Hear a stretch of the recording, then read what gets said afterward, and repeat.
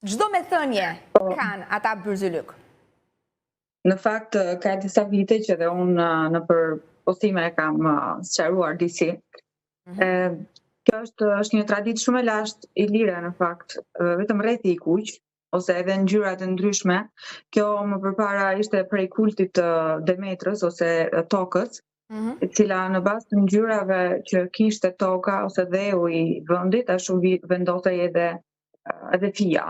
Kështu që më përpara në Iliri përdorej dhe për shumë gjëra të tjera shëruese, jo vetëm si kult. Ndërsa në ditët tona ka kaluar për shembull në shumë stade, sepse kemi rrethin kabalist, kemi rrethin budist, atë zorostrian dhe atë të Demetrës.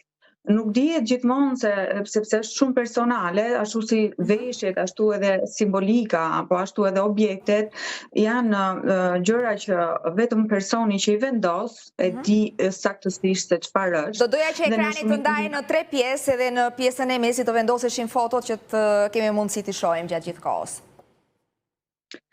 Po, dhe në Meksik përdoret, sidomos në vendet latine, përdoret shumë rrethi kabalistik, po ashtu kemi edhe pjesë të tjera okulte, ose si më thënë rrethët satanik, të cilët janë kabalët ose pjesa tjetër satanike që i përdor për grupimet e tyre okulte.